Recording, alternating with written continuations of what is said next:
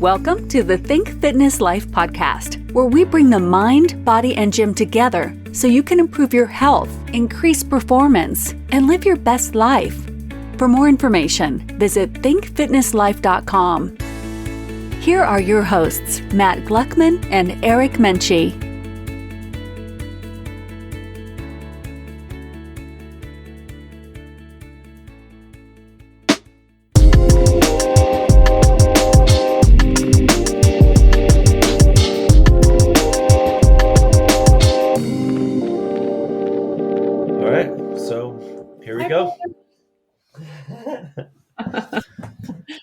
So welcome back to the Think Fitness Life podcast. Today I am with a special guest, Julia Linde. Julia has been a personal trainer for over 10 years. She's been in the industry. She is a nutrition coach as well.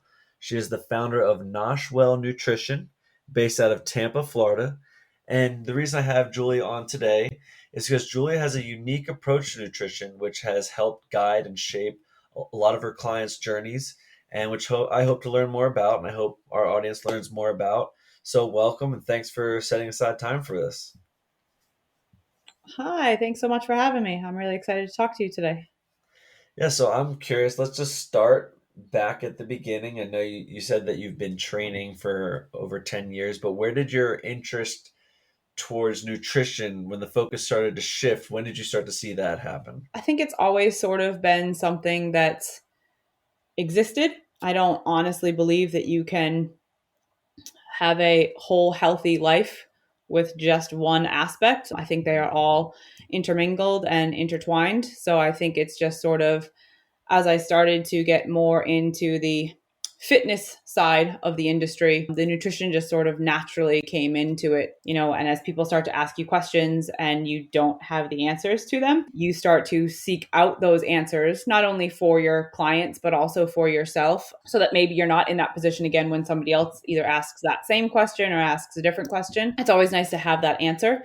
So that sort of naturally started piquing my interest in, well, what does this mean when somebody asks this? Or, what does it mean when you eat this and you go and work out, or eat this after you've worked out, or if you're trying to lose weight versus, put on muscle mass versus eat to heal. I've worked with a lot of clients who have immunocompromised systems, and you can look at food and figure out ways to help them feel better. And that's definitely something that's not only intriguing, but absolutely amazing. And, just piquing your interest in that way. So I think it always sort of was there, but I would probably say that 3 years ago, when I had a friend come to me, she was actually diagnosed with cancer years and years and years ago, but has been struggling with her treatments. And I honestly believe that food heals. And so when she sought me out, I didn't have the answers. So to be able to help her, I had to find those answers. Is that the woman that I met at your wedding? No, she's actually up in Massachusetts. I started working with her while I was up north, and I continued to work with her after having moved down here. But that's the thing about the industry, is that there is no distance that's too great.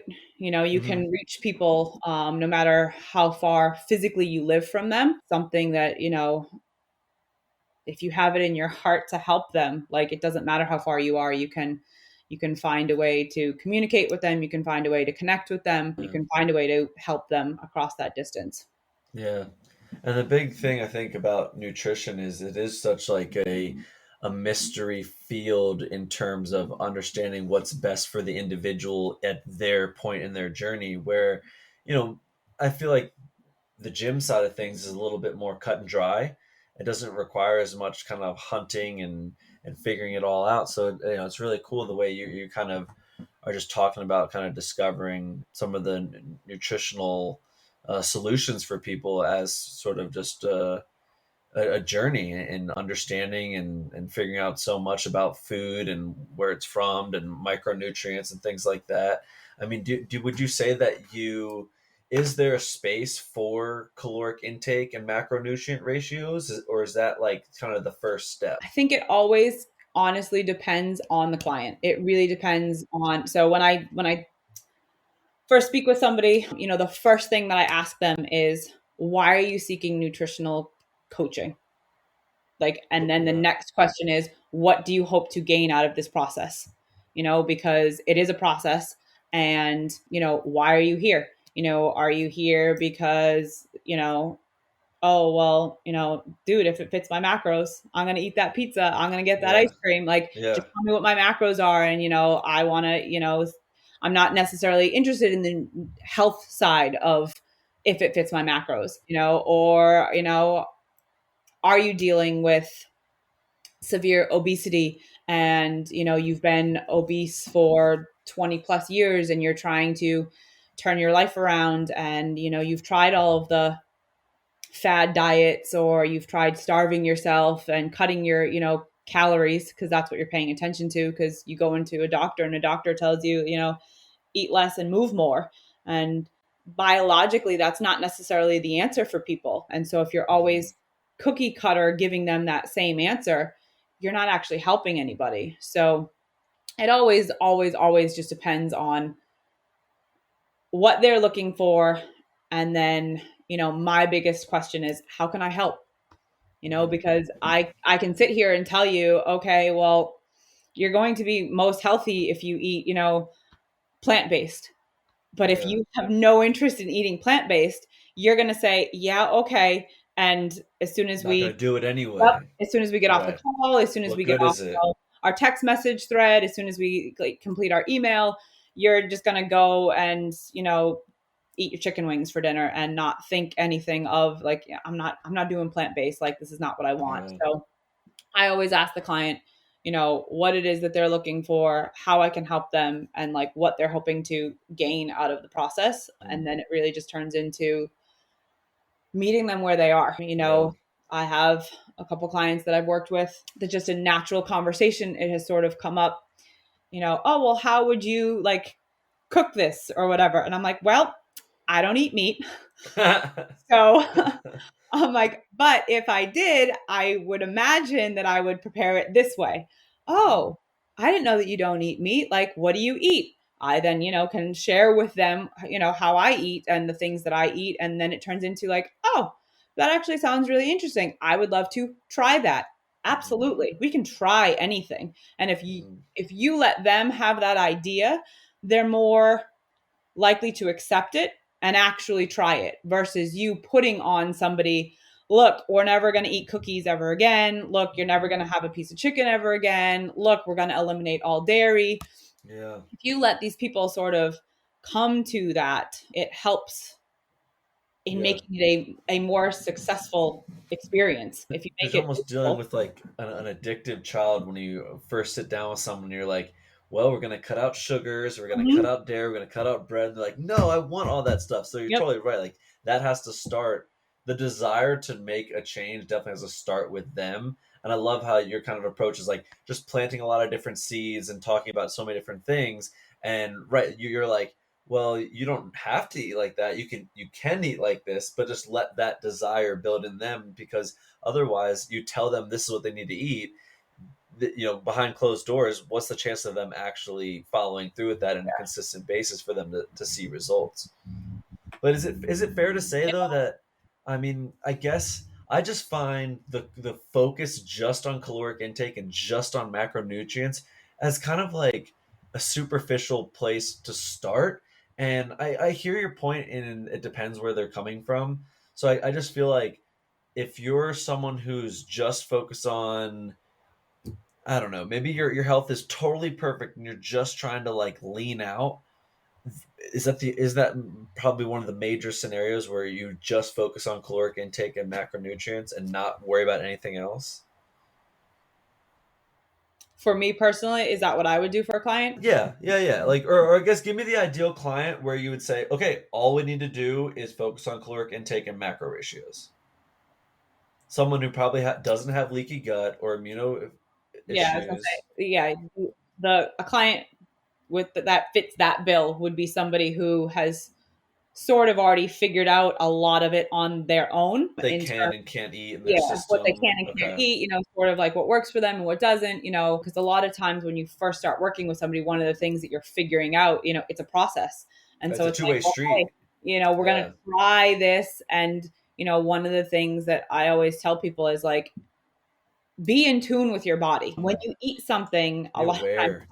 I actually ask a lot of my clients to journal for me after they eat their meals so that they are actually like starting to put together like, oh, I felt really bloated after I ate, this meal and it happened 2 days in a row. So there must be something in this particular meal that's upsetting me versus a lot of people will eat all day long and all of a sudden at the end of the day, feel awful and be like, oh my gosh, I like don't know why. yeah, and they don't know why. And you can't Uh, connect it to eggs or chicken or peanut butter or Brussels sprouts or lentils or, anything that they're eating because they've just eaten this whole plethora of food all day and there's no like connectedness as to, oh, yeah. well, yeah, I guess I did start feeling bad after I ate lunch.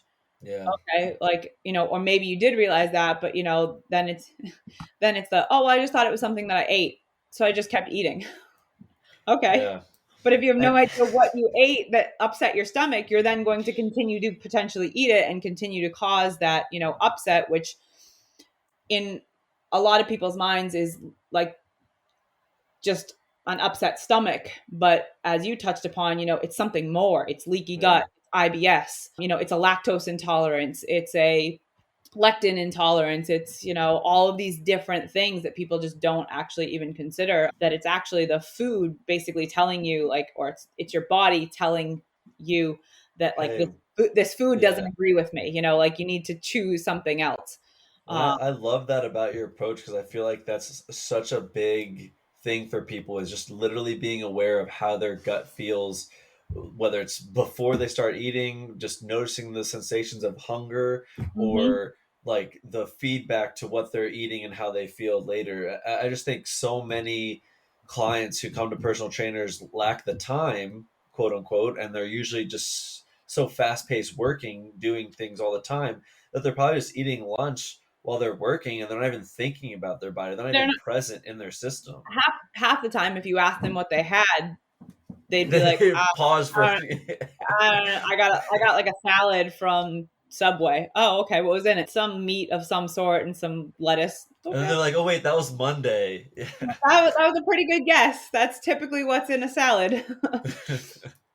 So it just, but yeah, if back to how you asked, sort of like an ideal client where you could just focus on, your macronutrients and your calories, it's somebody who's on the healthy side of living, and isn't lost in the nutrition realm of things. A lot of times in an instance like that, what you're actually going to end up doing is either cleaning up their macronutrients a little bit more for them and honing in on making sure that they're getting enough calories. Biggest thing that I see with, I'll say all of my clients, is that they're under eating. And Caloric so they're deficits. struggling to lose, Interesting. they're struggling to lose weight because they should be eating 2,000 calories a day because they're 300 plus pounds, and Yeah. they're trying to eat less and less and less food, so they're eating 1,100 calories a day and their Yeah. body is just starving, and so their body is like, I'm not burning off any of this extra stores that I've worked so hard to get because you're Right. not eating enough, and so that's one of the biggest things that I find with my clients is that it's cleaning up the food, but it's then also just making sure that they're fueling their body and they're feeding themselves. It's crazy how that misconception is all over the industry, and we've known for like 50 years that the less you eat, the less your body's metabolism functions.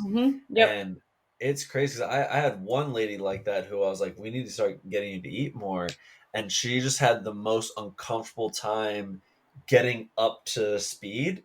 You know what I mean? hmm Like making that transition mentally is tough for people. You It's go from very this hard. yeah, you go It's from this very, point of very hard. thinking like I just need to tiptoe around. I can't add more into my system. Look at all the energy I have.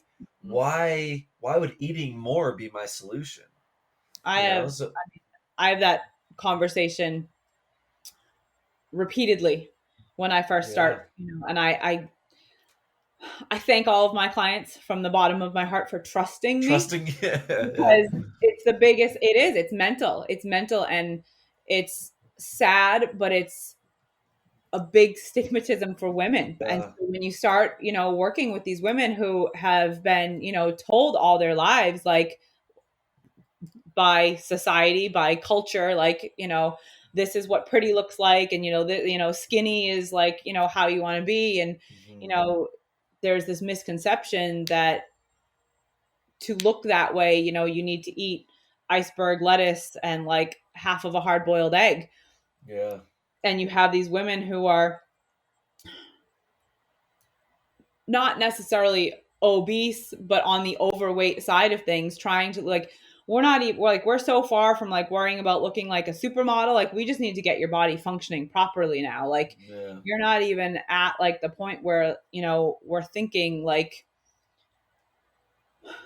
Right. They're but like adrenal fatigue. Their yeah, metabolism's like, not functioning you're properly. like, your sleep is off, Yeah. and I think that's even like a bigger picture here. It isn't always just about, exercise or about what you're eating. And that's when I start creating these relationships with these people, it snowballs. It isn't just about your food. It's how nutritionally sound, how rich is your sleep, and one of the biggest macronutrients that I think is overlooked is water. It's not considered a macronutrient in, fitness terms, but water is the base of everything that we are, Yeah. and so if you're not getting, not only if you're not getting enough water, but the quality of your water is extremely important. Totally. And if you're not actually getting water that is Has minerals in it. crossing that barrier and hydrating your cells, then Yeah. you're always going to be thirsty and you're always going to be dehydrated. And Yeah. walking around chronically dehydrated is one of the most overlooked things in the nutrition industry when it comes to weight loss. I always tell my clients, like, think of it as like a riverbed. If your body is, like a dry riverbed and a tree falls in that riverbed, it gets stuck. It doesn't go anywhere. So Yeah. that's metabolic waste in your body when you're dehydrated. Yeah. Now, if you have a full, lush, flowing river and a tree falls in it, guess what? It gets flushed down the river Flushed out. and it Yeah. moves. That is your body hydrated. And when you're, even if you go, it's just like, it's just very much like a river. If you didn't get rain for, you know, 3 or 4 days, that level of the river is going to go down. Well, if you underdrink for, 1 or 2 days, the Starts to level get of the stuck. water in your system is going to go down. It can take 14 days for you to create a hydrated, like, homeostasis in your Interesting. system. So if you are doing really, really well, and then, you get sick and like you're not drinking well, or you're, really sick, and so you're losing extra fluids for 2 days, like, it's almost like starting those 14 days over. So you need to constantly be, it can't be like, oh, I drank a lot of water yesterday, so I don't need as much today. Right. You need the Right. same It's got amount to of be. water every single day. It'd be like um saying, "Oh, I breathed all day yesterday, so yeah, so today I can just I don't hold my need the breath." I don't need the air today. I'm good. I used up my quota yesterday. Yeah, it's But exactly like that. But it's funny because I remember learning from the CSCS that as little as noticing 3% dehydration of the body, systems start to break down and not operate optimally how they Hmm. should.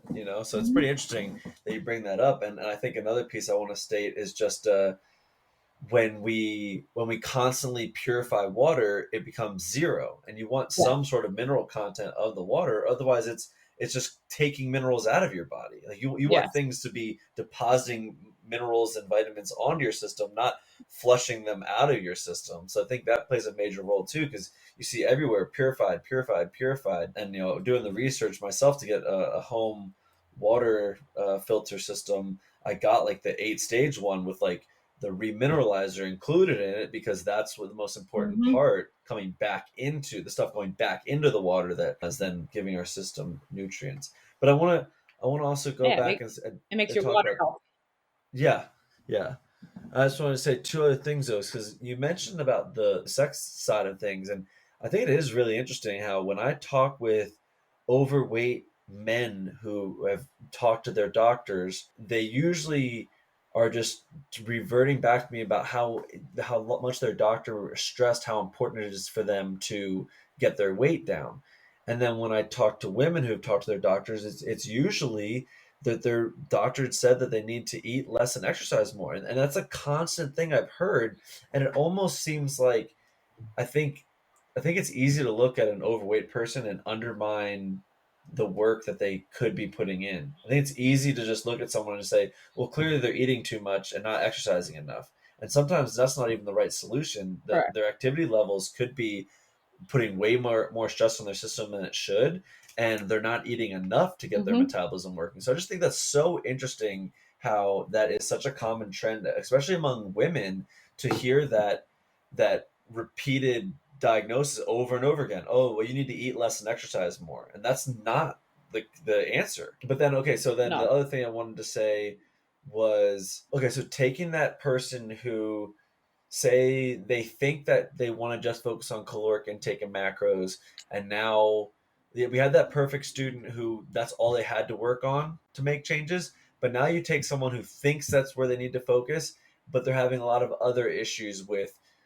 brain fog and poor performance, and low energy, they don't sleep well, and you're starting to think maybe they have some food allergies. Where do you take that person next? It's a conversation. It's always a conversation, and it starts with an explanation as to why I'm making these connections and why I'm making those connections to food.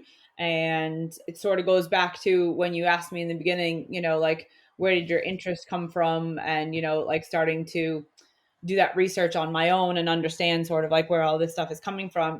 I can present them with the facts of, a study was done where, participants cut dairy out of their diet, Mm. and they were able to see, that cognitively the next day on a test that was administered to the control group, who was on dairy, and to the group who wasn't on dairy, they did better.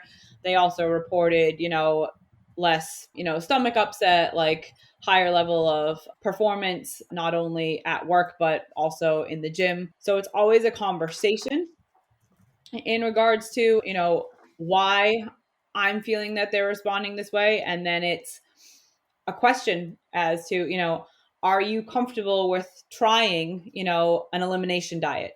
These are some of the foods that are commonly thought of as inflammatory foods. These are foods that are commonly thought of as, indicators of leaky gut. These are all symptoms of both of these things.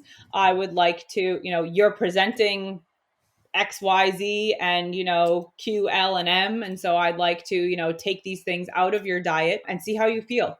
The biggest thing is how they feel speaks louder than anything that I can tell them.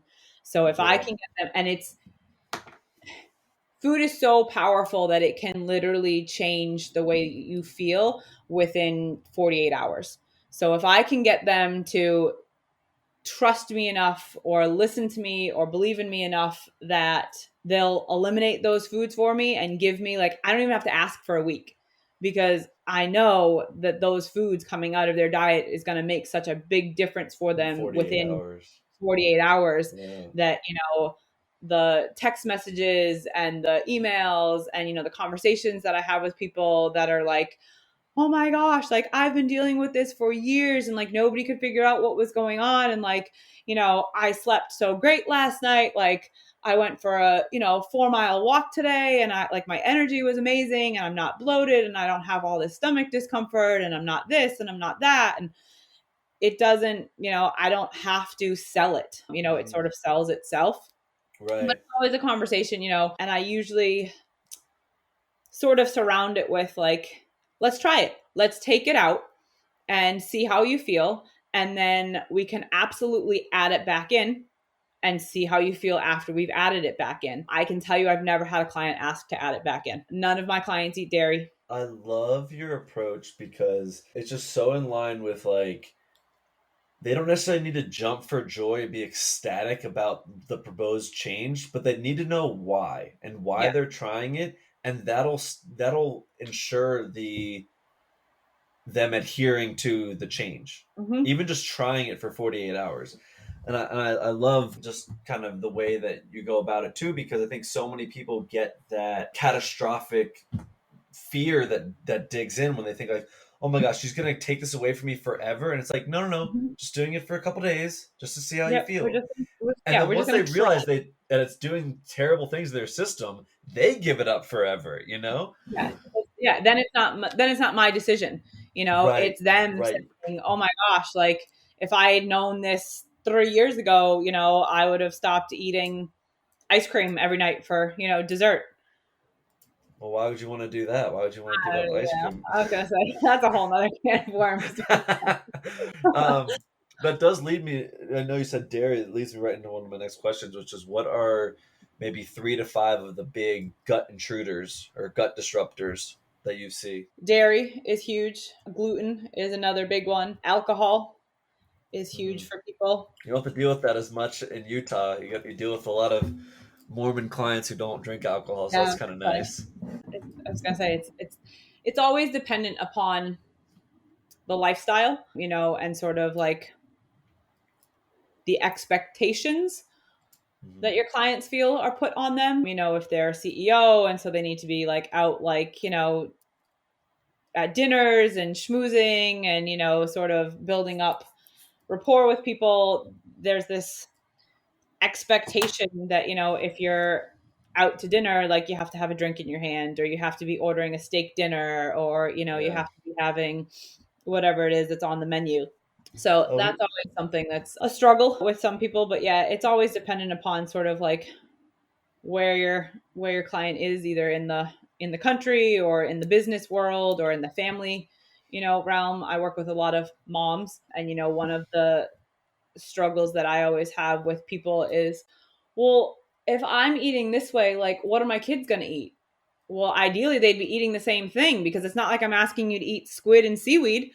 Like, we want you to be eating healthy foods. So why wouldn't you want your kids mm. to be eating the healthy foods as well? And they almost anchor like, well, I can't change because my Because kids need this my stuff in the kids need to house. eat chicken nuggets and, Right. have I M&Ms. gotta have power on- bars around and Yeah, candy and right, yeah. right, My right, kids need granola bars for, before school because we don't have time to have breakfast. Well, that's again a whole nother issue. Like, yeah, why yeah. aren't you getting up with enough time in the beginning of your day to start your day in a productive, healthy way? So to answer the question, what are the big 3 to 5 major gut disruptors that you see? It would be dairy, gluten, alcohol, and kids. Processed foods, with comes usually in a bracket with children. Yeah, no, it makes sense because it's so easy to That's the fall key into the word trap right of, there. well, this is all my kids will eat, so it's all that we have in the house, and right, The key word is easy, yeah, and yeah, it's just a matter of, it's sad, but it's, what can my kids either get for themselves so that I can do like something else, because it sort of frees up my time. Like, now I don't have to make breakfast for them because they can go in the pantry and grab a granola bar, or they can go in the, freezer and grab 3 waffles, hmm, and I don't have to make them breakfast anymore. Or, my kid didn't get up in the morning, so now we're rushing out the door, and I don't want my kid having a messy on the way to school breakfast, that's going to make a mess in my car. So here's a granola bar, here's a Nutri-Grain bar, here's, right, I think it's like the Kid Z bars, which are like Cliff bars, yeah, but kids. And again, like, I'm not necessarily knocking any of these things. I don't know what the ingredients are. Like, I don't, right, you know, right. have association But with you one way said or the if other. it's just But easy, quick grab, then the yeah, solution is going to be harder to like think ahead of time to have yeah. something that would be better But suited. I'm pretty sure that a banana is pretty quick and easy too. Touche. So It's I'm nature's just prepackaged, easy go-to snack. that's right. Nature has plenty of food, Yeah. plenty of snacks to make for simple solutions. And speaking of simple solutions, obviously we want people to gain awareness around their gut and their body's relationship with food. But, you know, kind of wrapping up here, what are some simple solutions that you would tell people who have started to get a good awareness of their gut and just started to notice that they don't have the best feeling after they eat and they're not sure where to begin? Where would you kind of have people start? Where would you direct people? Where would I have people start if they weren't sure where to start? Yeah, essentially, right. They know Well, something's off with their gut and their eating, but they don't know where to start or what to eliminate.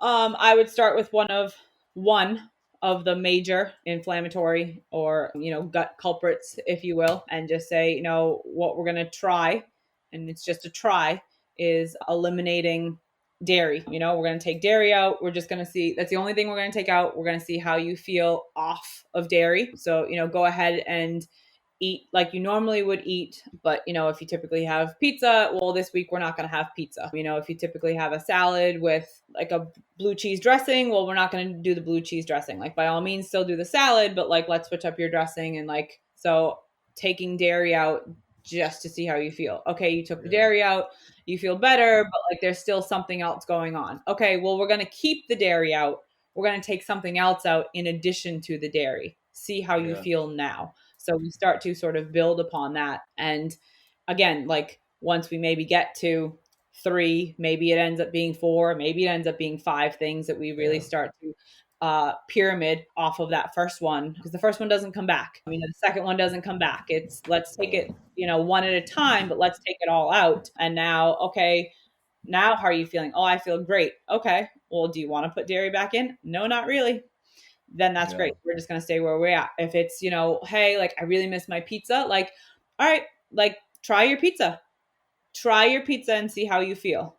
yeah. Hey, how was that pizza last, Friday night? Oh my gosh, it was awful. I had them like I was in the bathroom the rest of the night. I felt so awful. I slept like garbage because I was, feeling sick and I couldn't get comfortable and my stomach was bloated. Okay, so you're going to have that pizza next Friday? Absolutely not. Right. And then there's the other side too. Some people are like, oh, I ate it and like I didn't go crazy. I only had one slice and I felt okay. All right, well then maybe one slice is okay. And if you can, you know, work that into your life where you're okay having one slice of pizza, then we stick with one slice of pizza. Next week Yeah. you have two and you feel awful at two, maybe you take it completely out again. So it's never like a death sentence for food. You're supposed to enjoy food and you're supposed to not feel like you're in food jail. And you never want somebody to constantly walk around saying, oh, well, I can't have that and I can't eat this and I can't go out with my friends because I can't drink and I can't have dessert. Like that's a whole lot of negative surrounding, these are supposed to be your choices. So Mhm. if if everything about your choices is negative, you're not likely to stick with it. And it's not going to be something that has a positive influence in your life. And we need food. Food is Mhm. just as critical as water. So we need food to survive. So you can't say like, well, I'm Just just not never eat this ever gonna, again, yeah. or only So eat just these three things your whole life.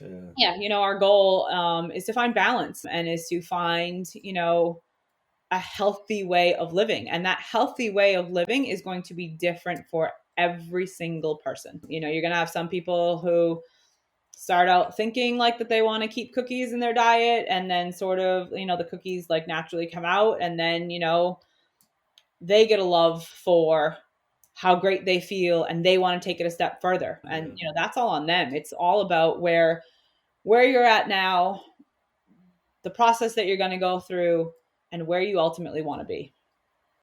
I love that. I love that. It's such a great way to approach that question. And just the solution is take one step at a time. That's Yeah, it. it Don't really is. don't It's think that not. you need to change all these things all at once or eliminate everything that could be causing inflammation all at once. It's only going to be sustainable if you just do one step at a time, one piece at a time, and understand your system better. You're not going to build a penthouse if you don't build the basement first. I love it. Like, Well, that gets us to our next questions, just to wrap up here. One is favorite thing to do in your spare time.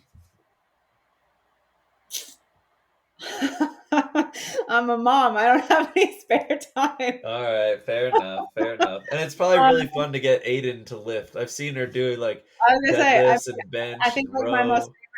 my most favorite thing to do in like my spare time is play with my baby girl. Like, Yeah, she's just watching her learn and explore is, I mean, I've worked with kids for a very, very, very long time, but when it's your kid, it's just completely different. yeah, And like, yeah. I mean, she sleeps and I literally could just sit and stare at her. So I'm like, you're not even doing anything and you're perfect.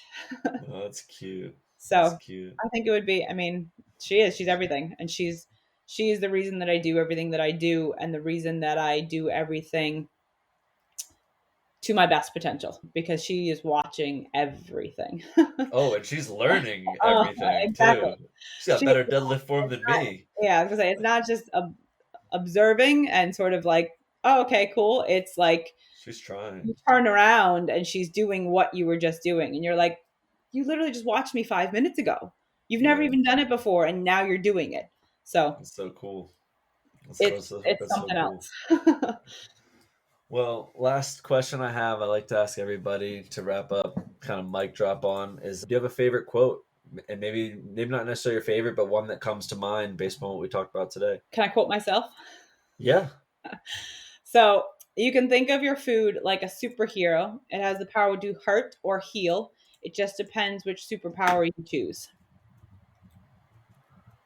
I love that. So I think, like I said in the very beginning, like, your food can hurt you or your food can heal you. And it's just superhero villain. Yeah. You have all these superhero movies where you have like the good guy and the bad guy, but the bad guy has powers. He just chooses to use them to hurt people as opposed to helping people. And food Yeah. is the same. Food does the same thing. You just have to choose which foods you're eating. Well, thank you so much for your time, Julia Linde, everybody. She can be found at Noshwell Nutrition if you Google that, and she's also part of the Think Fitness Life nutrition team. So we're happy to have you as part of our squad. And again, Yeah, thanks thank for you your so much time. for having me on. If you're ready to make steps towards improving your health or increasing your performance, book a free 30-minute call today by visiting thinkfitnesslife.com.